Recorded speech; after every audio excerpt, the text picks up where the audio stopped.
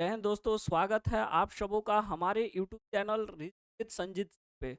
दोस्तों, आप सबों के लिए एक बहुत बड़ी खुशखबरी निकलकर सामने आ रही है और ये खुशखबरी ये है कि बिहार एसएससी सीजीएल 4 की नोटिफिकेशन आउट हो चुकी है। जिन बच्चों को भी सीजीएल 4 का बेसब्री से इंतजार था, उनके लिए एक बहुत बड़ी खुशखबरी है, क्योंकि इसका जॉब प्रोफाइल काफ़ी बढ़िया है। इसे मिनी पीपीएससी के नाम से भी जाना जाता है। काफ़ी हैंडसम सैलरी है और जॉब प्रोफाइल भी काफ़ी मस्त है। आज से अपनी तैयारी में जुड़ जाइए। हम लोग पूरी जानकारी लेंगे इस बिहार एसएससी सीजीएल 4 के बारे में। तो आइए शुरुआत करते हैं। सबसे पहले तो इस वैकेंसी का जो आपका एग्जाम फॉर्म है, रजिस्ट्रेशन जो है, वो आपका 18 अगस्त से 17 सितंबर तक भरा जाएगा, है ना। 18 अगस्त से 17 सितंबर तक, ठीक है, ध्यान रखेंगे।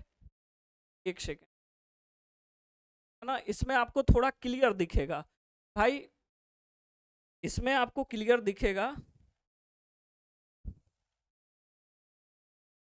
ये देखिए, 18 अगस्त से 17 सितंबर तक इसका क्या फॉर्म फिलअप किया जाएगा।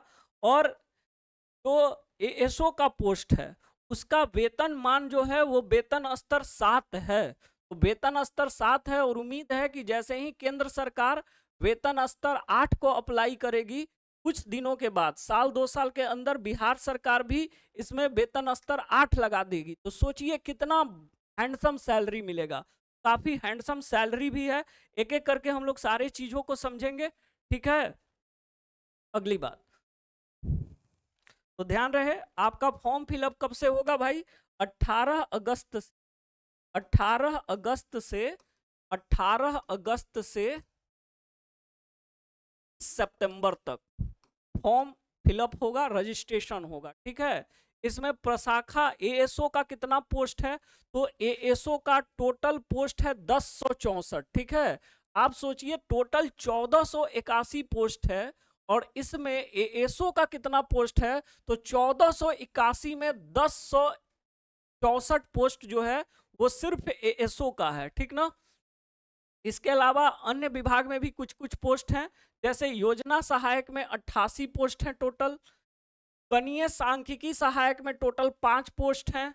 डाटा एंट्री ऑपरेटर में आपका 1 सीट है और आपका अंकेक्षक में 125 सीट है।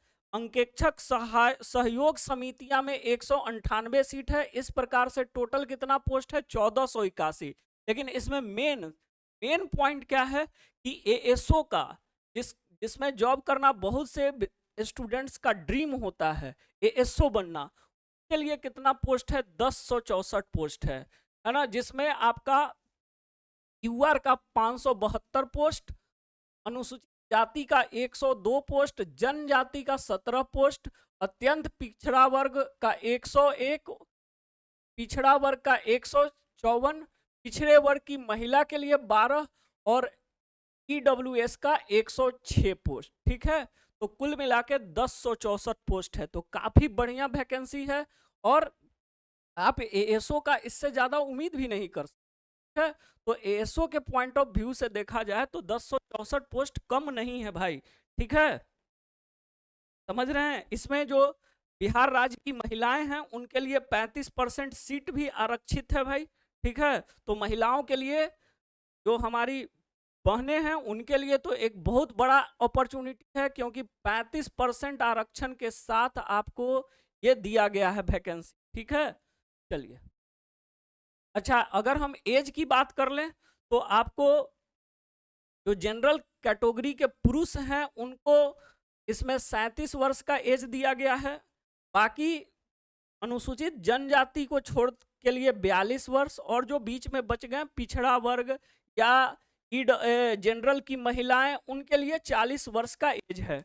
तो 37 साल जनरल के मेल के लिए, 40 साल जनरल फीमेल के लिए, और ओबीसी के लिए भी, है ना, ओबीसी के लिए भी 40 साल, और एससी एसटी के लिए कितना साल?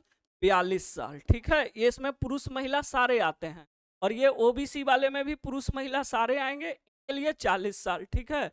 जनरल की फीमेल के लिए भी 40 साल, जनरल के लिए 40 साल, जनरल पुरुष के लिए, ठीक है।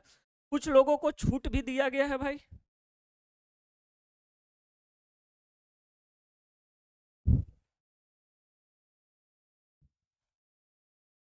लोगों को छूट भी दिया गया है, ठीक ना। इसके अलावा इसमें आपको ध्यान रखना है, इसके अलावा आपको इसमें ध्यान रखना है,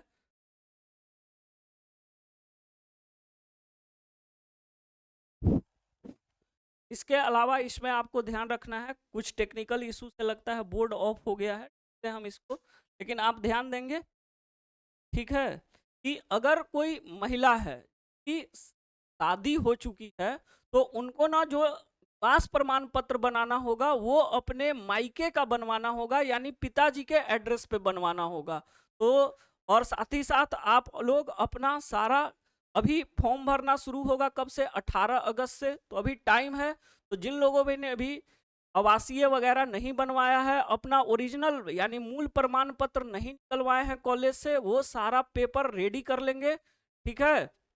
अगर हम वैकेंसी की सब्जेक्ट की बात करें तो टोटल आपका 150 क्वेश्चन का एग्जाम होगा, जिसमें 50 क्वेश्चन रीजनिंग के होंगे। तो रीजनिंग का एक बहुत बड़ा वेटेज है, 50 क्वेश्चन रीजनिंग का, 25 क्वेश्चन मैथ का, जैसे बिहार एसएससी का सिलेबस रहता है उसके अनुसार सारा ऑब्जेक्टिव क्वेश्चन होगा। 2 पेपर होंगे और दोनों पीटी प्लस मेंस, दोनों ऑब्जेक्टिव ही होगा और दोनों का सिलेबस सेम है, दोनों का क्वेश्चन का वेटेज सेम है भाई। दोनों में रीजनिंग 50-50 मार्क्स के होंगे, 25 क्वेश्चन मैथ का होगा, साइंस का 25 क्वेश्चन होगा और आपका जीएस का 50 क्वेश्चन होगा, जीके जीएस, ठीक है। तो इस बात का ध्यान रखेंगे। अब इसमें कैसे आपको प्रिपरेशन करना है, क्या स्ट्रैटेजी होगा, उसका एक अलग से वीडियो हम बनाएंगे आपके लिए। और आपको ये पहले से पता है कि हम लोग यूट्यूब पे रेलवे और बिहार एसएससी को लेकर यूट्यूब पे बैच भी चला रहे हैं, उसमें 70% सिलेबस फिनिश भी हो चुका है। तो वहां से भी आपको है ना, उसमें 30% सिलेबस बचा है, वो भी हम लोग जल्द कंप्लीट कर लेंगे। तो उस वीडियो को भी आप देख लेंगे तो आपका रीजनिंग सारा कवर हो जाएगा। इसके अलावा हम लोग बैच भी लॉन्च करेंगे, क्या स्ट्रेटजी होगा, कैसे रीजनिंग में 50 में 50 करेंगे, इसका ना हम लोग एक अलग से वीडियो बनाएंगे, इसका हम लोग एक अलग से वीडियो बनाएंगे। अभी आपको बस ये समझना है, आपके लिए एक बहुत बड़ा वैकेंसी निकल के सामने आया है, तो आज से नहीं अभी से इस पे लग जाना है, ठीक है। यूट्यूब पे बहुत सारा वीडियो भी पड़ा हुआ है रीजनिंग का, और रीजनिंग का अच्छा वेटेज है भाई, 50 क्वेश्चन होंगे रीजनिंग के, ठीक है। तो अभी से लग जाइए। आइए, हम लोग यहाँ तक बात कर लिए थे, इसके बाद अगर हम बात करें, ठीक है, ये भी बात कर ली, ये देखिए, ये आपको पहले से बता दिया गया है, ठीक है, कि फॉर्म भरने में कितना पैसा लगेगा। ये भी स्टूडेंट के लिए एक बहुत बड़ा पॉइंट है।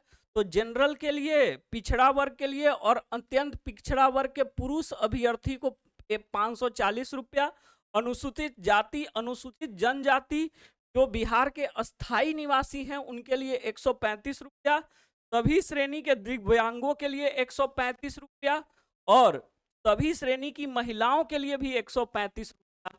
महिलाओं का तो बल्ले बल्ले है, 35% आरक्षण भी है और फॉर्म भरने में भी कम लग रहा है, बस एक बार आपको जोड़ लगा देना है, ठीक है। और बिहार से बाहर के जितने भी पुरुष महिलाएं हैं सबको 540 रुपए लगेंगे, ठीक है।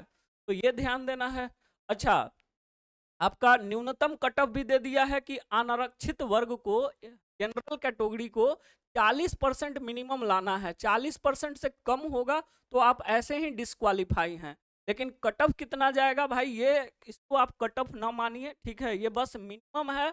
कटअफ कितना जाएगा ये तो एग्जाम होने के बाद पता चलेगा, लेकिन इतना श्योर है कि आपको 120-30 का टारगेट लेकर चलना पड़ेगा, ठीक है।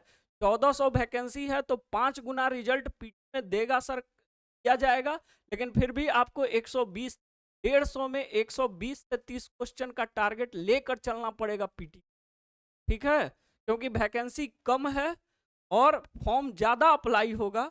तो आप समझिए कि कटअप भी उसी हिसाब से जाएगा। तो बस इतना ही इस वीडियो में हम लोग रखते हैं। एक स्ट्रैटेजी वीडियो इसके लिए अलग से बनाएंगे। फिर से एक बड़ा, अगर हम इसको कंक्लूड करें तो आपके लिए एक बड़ा वैकेंसी आया है एसओ का, रेडी हो जाना है। Thank you so much, bye bye.